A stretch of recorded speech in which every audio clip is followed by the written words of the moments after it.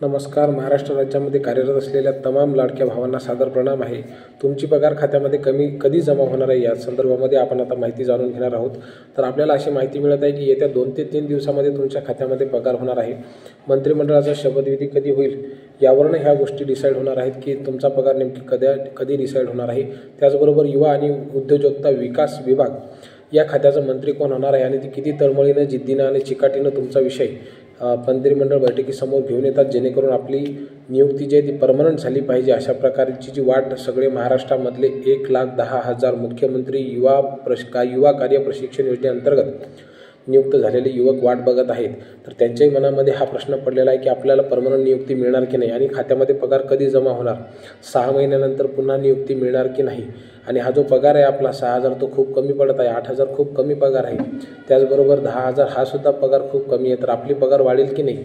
6,000 रुपयावरून 12,000, 8,000 रुपयावरून 16,000 आणि 10,000 रुपयावरून 20,000 पगार होईल की नाही, हा मोठा प्रश्न आहे. तर मंत्रिमंडळ बैठक झाल्यानंतर लगेचच हा जो प्रश्न आहे तो मार्गी लागणार आहे, अशा प्रकारची आपल्याला माहिती मिळत आहे. त्यामुळे साधारणतः 2 ते 3 दिवस येणारे पुढचे खूप महत्त्वाचे आहेत परमनंट होण्याच्या बाबतीमध्ये. तर स्पर्धा परीक्षेची तयारी करणाऱ्या अनेक युवकांनी या ठिकाणी असं म्हटलेलं आहे की आम्ही अनेक वर्षापासून स्पर्धा परीक्षांची तयारी करत आहोत. आम्हाला आणखी नोकरी मिळालेली नाही आहे, परंतु 12वी डिप्लोमा आणि ग्रॅज्युएशन झालेले ITI झालेले जे मुलं आहेत त्यांची इतक्या मोठ्या प्रमाणावर भरती झाली आणि त्यांना परमनंट जर केलं तर आम्हालासुद्धा करा, अशा प्रकारची मागणी त्या ठिकाणी होत आहे. त्यामुळे आता शासन स्पर्धा परीक्षांची तयारी करणाऱ्या मुलांनासुद्धा परमनंट करण्याच्या विचारामध्ये आहे. त्याचबरोबर मुख्यमंत्री युवा कार्य प्रशिक्षण योजनेअंतर्गत कार्यरत असलेल्या सगळ्या युवकांना देखील परमनंट करण्याचा त्या ठिकाणी शासन विचार करत आहे.